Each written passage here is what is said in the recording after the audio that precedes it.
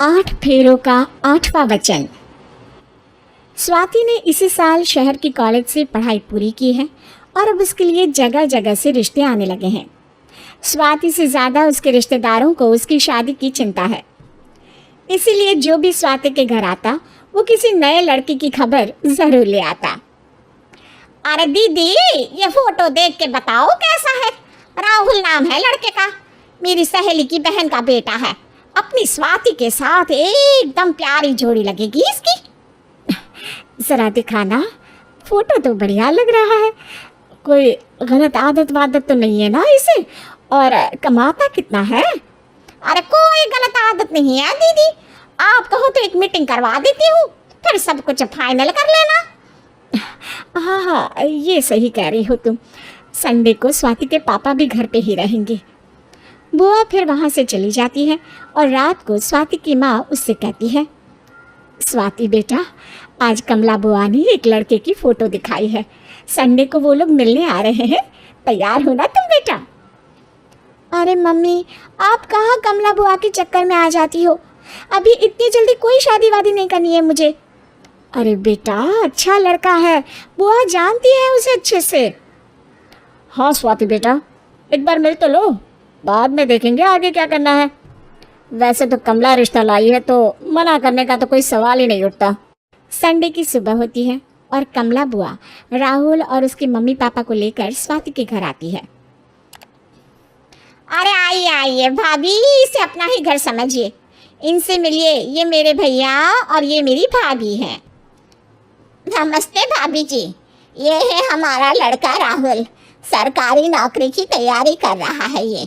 वैसे आपकी बेटी कहाँ है? अरे स्वाति बेटा, बाहर आ जाओ।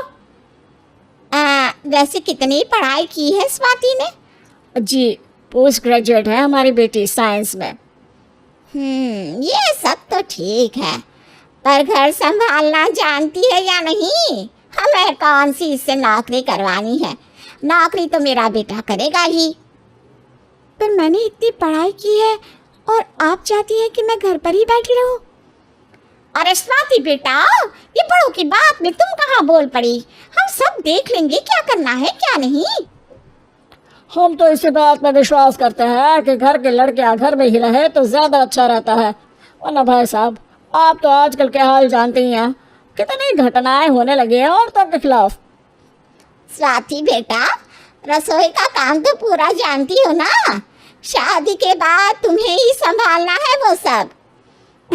अरे बहुत अच्छा खाना बनाती है ये, आप सब लोग इसकी तारीफ करते नहीं थकेंगे। लो भाई, हो गई मीटिंग, अब शादी की तारीख फाइनल कर लेते हैं। क्यों भैया? भाई, हम तो पंडित जी से चर्चा करने के बाद ही तारीख फाइनल करेंगे।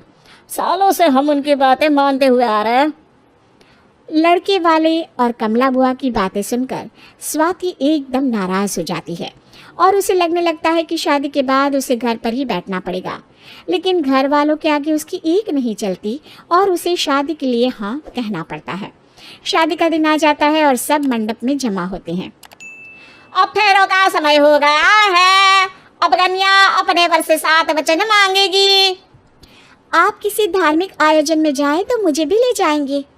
आप मेरे माता पिता का भी बराबरी से सम्मान करेंगे, हमेशा मेरा साथ निभाएंगे। आपको दोनों परिवार की जिम्मेदारियां बखूबी निभानी होगी। हर ज़रूरी बात में मेरी भी राय लेंगे। आप सभी गलत आदतों से दूर रहेंगे। आप मेरे अलावा किसी और औरत से कोई गलत संबंध नहीं बांधेंगे। ये 7 वचन पूरे हुए, और क्या तुम्हें ये सारे वचन मंजूर है? जी हाँ पंडित जी, मैं सारे वचन अच्छे तरीके से निभाऊंगा। अरे वाह वाह, बढ़िया तरीके से सब काम संपन्न हो गया। तो इसी के साथ विवाह संपन्न हुआ और आज से ये दोनों पति पत्नी हुए। 1 मिनट पंडित जी, अभी एक वचन लेना बाकी है। अब कौन सा वचन है बेटा? मैं अब हमेशा के लिए किसी दूसरे घर में जाने वाली हूँ, तो पति के अलावा मैं अपने सास ससुर से भी एक वचन लेना चाहूँगी। अब कहो बेटी। मैं ये चाहती हूँ कि मुझ पर किसी बात की कोई पाबंदी नहीं लगाई जाएगी। मुझे सब कुछ करने की आज़ादी होगी और मैं भी विश्वास दिलाती हूँ कि मैं एक अच्छी बहू बन के दिखाऊँगी। स्वाति की बात सुनकर उसके सास ससुर एकदम चौंक जाते हैं और कुछ बोल नहीं पाते कि उतने में कमला बुआ बोल पड़ती है। अरे बेटा, ये भी कोई कहने की बात है? रानी बन के रहोगी तुम तो। वचन देने से पहले सोच लीजिए, क्योंकि शास्त्रों में वचन ना निभाने वालों के लिए नरक से भी बदतर सजा लिखी है।